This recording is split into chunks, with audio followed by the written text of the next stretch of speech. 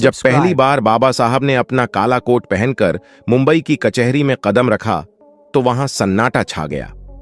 वहां मौजूद सवर्ण वकील उन्हें पहचान गए।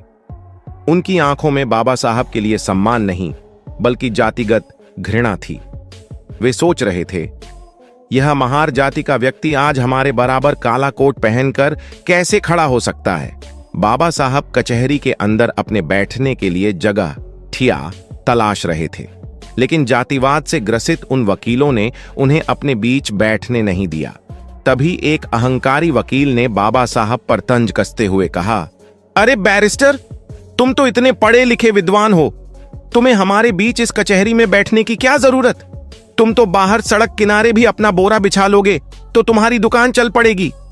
यह एक गहरा अपमान था, लेकिन बाबा साहब तो सागर की तरह गंभीर थे। उन्होंने उस अपमान के घूंट को पी लिया।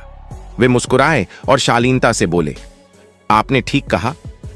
बाबा साहब ने सचमुच कचहरी के बाहर एक छोटी सी जगह साफ की और वहीं अपना आसन जमा लिया। वे छोटे मोटे केस लड़ने लगे और अपना गुजर बसर करने लगे। उसी शहर में एक बहुत अमीर सेठ रहता था। उस सेठ का एक इकलौता बेटा था जिस पर हत्या का आरोप लगा था और निचली अदालत ने उसे फांसी की सजा सुना दी थी। सेठ और सेठानी पर दुखों का पहाड़ टूट पड़ा। सेठ ने मुंबई का कोई ऐसा नामी गिरामी वकील नहीं छोड़ा जिसके दरवाजे पर वह न गया हो।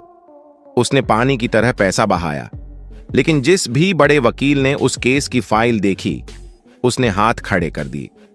सबका एक ही कहना था, सेठ, इस केस में कोई दम नहीं है। सबूत तुम्हारे बेटे के खिलाफ हैं। उसे फांसी से भगवान भी नहीं बचा सकता। हताश और निराश सेठ वकीलों की खाक छानता हुआ उसी कचहरी में पहुंचा। उसकी आंखों में आंसू थे और हाथ में बेटे की फाइल।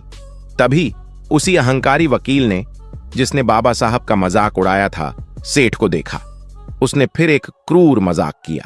उसने सेठ से कहा, अरे सेठ, तुम यहां क्यों भटक रहे हो? तुम्हारे बेटे का केस तो बस एक ही आदमी लड़ सकता है। वो देखो, वो जो बाहर बैठा है ना, महार जाति का बैरिस्टर, वो बहुत विद्वान है, वही तुम्हें बचा सकता है। वकील ने तो मजाक किया था, लेकिन डूबते को तिनके का सहारा ही काफी होता है। बाबा साहब और सेठ की मुलाकात, सेठ दौड़ता हुआ बाहर गया और बाबा साहब के चरणों में गिर पड़ा। वह गिड़गिड़ाते हुए बोला, हे बैरिस्टर, मेरे बच्चे को बचा लीजिए, आप ही मेरी आखिरी उम्मीद हैं। बाबा साहब ने उसे उठाया और कहा, सेठ, मैं तुम्हारी क्या मदद कर सकता हूं? शहर के बड़े बड़े वकीलों ने जब मना कर दिया तो मैं एक अछूत समझा जाने वाला वकील